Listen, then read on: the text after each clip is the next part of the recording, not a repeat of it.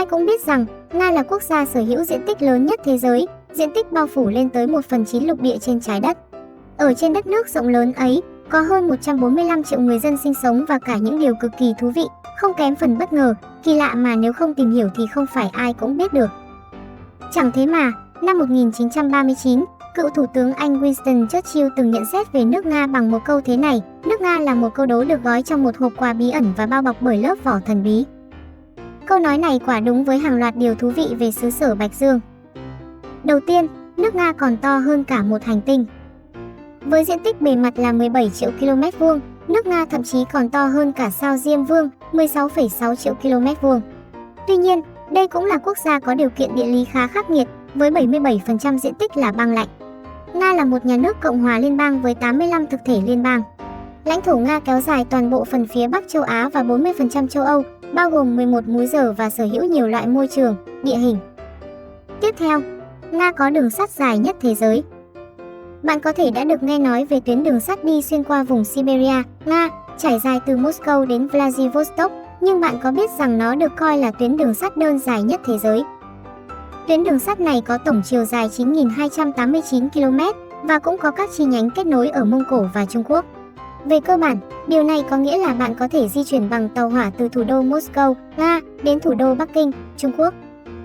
Nga còn có một ngày đặc biệt gọi là Ngày Sinh sản Quốc gia.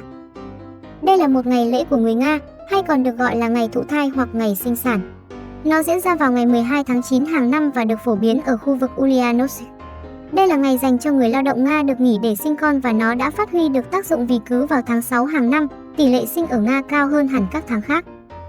Cũng chính tại nước Nga, có hàng loạt kỷ lục về sinh nở được xác lập. Chẳng hạn như người phụ nữ mắn đẻ nhất thế giới là người Nga. Bà có tên Valentina Vasiliev, sống ở thế kỷ 18. Bà đã cho ra đời một lèo 16 cặp sinh đôi, 7 lần sinh 3 và 4 lần sinh 4, tổng cộng 69 đứa con trong vòng 40 năm với cùng một ông đàn ông. Tiếp theo, có một thành phố ở Nga còn sang trọng hơn cả thành phố Versailles, Pháp. Peterhof được thành lập vào nửa đầu thế kỷ 18 theo lệnh của Peter Đại Đế và được cho là sánh ngang với thành phố Versailles, Pháp, vốn nổi tiếng về độ sang trọng. 4 tầng tháp khổng lồ được xây dựng tại chỗ với hơn 150 đài phun nước. Đáng chú ý nhất trong số đó là tháp Bolshoi, bao gồm 64 đài phun nước và 225 tác phẩm điêu khắc bằng đồng. Bạn có biết, rượu vodka và bia Nga là loại thức uống giải khát phổ biến ở Nga. Rượu vodka là một trong những loại rượu rất phổ biến ở Nga cũng như nhiều quốc gia khác trên thế giới. Tên của loại rượu này bắt nguồn từ từ voda trong tiếng Nga và có nghĩa là nước. Chính vì thế mà người dân tại đây tiêu thụ loại rượu này vô tội vạ. Ngoài ra, người dân tại Nga cũng không hề xem bia là một loại thức uống có cồn. Mãi đến năm 2013, bia mới được xem là đồ uống có cồn. Theo thống kê, trung bình một người Nga tiêu thụ khoảng 18 lít đồ uống có cồn trong một năm. Đây được xem là gấp đôi mức độ nguy hiểm do bia rượu mà một người có thể chịu đựng. Ước tính mỗi năm có khoảng 500.000 người bị ảnh hưởng vì liên quan đến bia rượu. Có lẽ vì những lý do trên mà khoảng 25% dân số Nga tử vong trước 55 tuổi. Có đến 9 triệu hành khách đi tàu điện ngầm ở Moscow mỗi ngày. Với hơn 12 triệu người sống ở thủ đô của Nga, gần 3/4 dân số của thành phố sử dụng tàu điện ngầm hàng ngày. Vậy nên con số là 9 triệu lượt khách. Hệ thống các ga tàu điện ngầm ở Moscow cũng được đánh giá đẹp nhất trên thế giới, mặc dù chúng rất đông đúc vào giờ cao điểm. Tiếp theo, mèo cũng có việc làm được trả lương đàng hoàng. Bảo tàng Hermitage được xem là bảo vật quốc gia của Nga và mèo là báu vật của Hermitage. Chúng được thuê để bảo vệ các tác phẩm nghệ thuật vô giá khỏi lũ chuột và được toàn thể nhân viên trong bảo tàng quý trọng. Mỗi con mèo thậm chí còn có hộ chiếu cá nhân có ảnh và được nhận lương đều đặn. Tiếp theo, thị trấn có người ở lạnh nhất trên trái đất là ở Nga. Thị trấn Oymyakon, thuộc vùng Yakutia, Siberia, được coi là một trong những thị trấn có người ở lạnh nhất trên trái đất. Nhiệt độ lạnh nhất được ghi nhận vào năm 1938 là âm 77,8 độ C.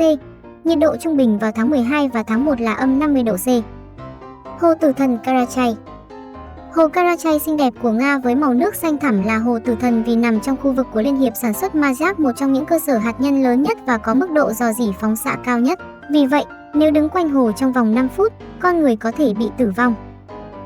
Hệ thống đường ống dẫn nhiên liệu của Nga.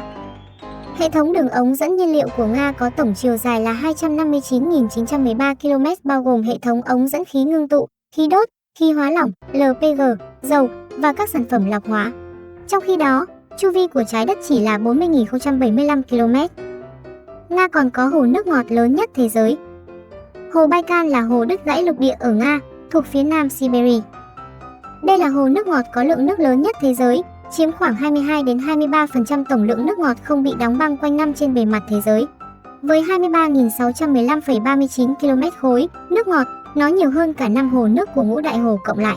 Độ sâu tối đa của hồ là 1.642 m nên Baikal chính là hồ sâu nhất thế giới.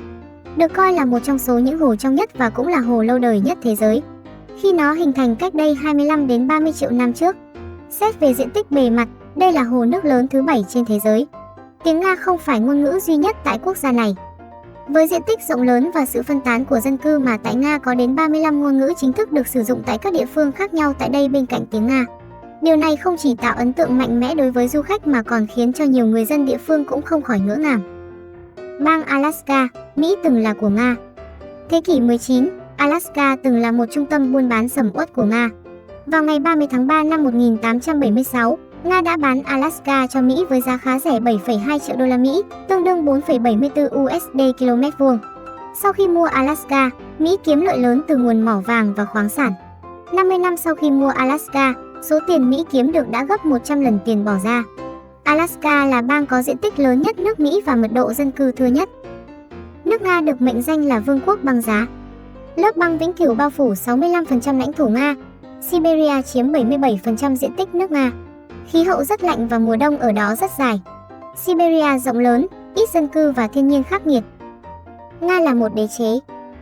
Ít nhất là đối với người Nga, quốc gia này là một đế chế trong hơn 300 năm. Người dân Nga tự hào về đất nước, sức mạnh quân sự, lịch sử lâu đời và nền văn hóa đa dạng của họ. Người Nga không muốn chỉ là một quốc gia có nền kinh tế bình thường. Thay vào đó, người dân thích sống đơn giản, thậm chí đôi khi không có tiền, nhưng có một đế chế tuyệt vời để tự hào. Người đầu tiên bay vào vũ trụ là người Nga. Đó là Yuri Gagarin, và ông rất nổi tiếng ở Nga. Người dân Nga rất tự hào về thành công của Liên Xô trong việc khám phá không gian. Mỗi thành phố nhỏ đều có bảo tàng không gian riêng và nhiều đường phố được đặt tên để vinh danh Yuri Gagarin. Cho đến nay, Nga vẫn là một trong những quốc gia đi xa trong lĩnh vực hàng không vũ trụ. Trạm vũ trụ quốc tế có hai ngôn ngữ chính thức là tiếng Anh và tiếng Nga. Ngoài ra, người Nga cá tính một cách khó đỡ.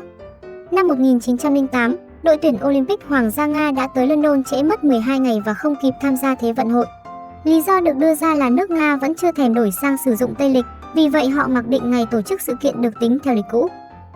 Thậm chí đến thời điểm này, khoảng 1/3 người Nga vẫn còn tin là mặt trời quay xung quanh trái đất. Mặt khác, nhiều ông Nga ngố giàu sụ còn có sở thích thuê xe cứu thương giả để đi cho nhanh, đỡ phải chờ đợi đèn đỏ. Các nhà khoa học Nga lấy cáo làm vật nuôi thay vì chó. Kể từ năm 1959, các nhà khoa học Nga đã bắt đầu thuần dưỡng cáo tuyết và biến chúng trở thành vật nuôi trong nhà vì có nhiều tính chất giống loài chó. Khởi đầu cho phong trào này là tiến sĩ Dmitry Belyaev.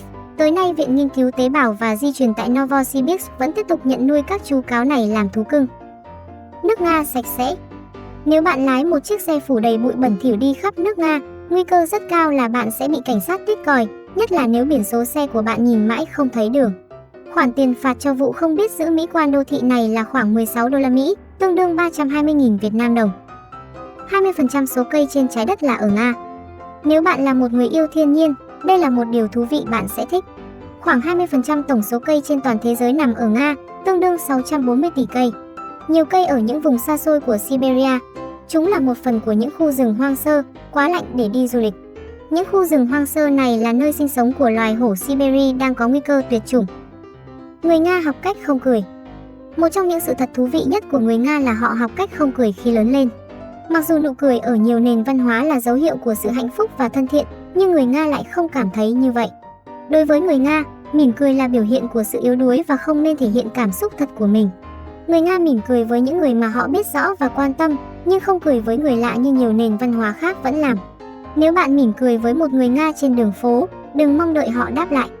Tuy nhiên, thực tế vẫn có nhiều người Nga đã mỉm cười và vẫy tay đáp lại khi du khách chào họ.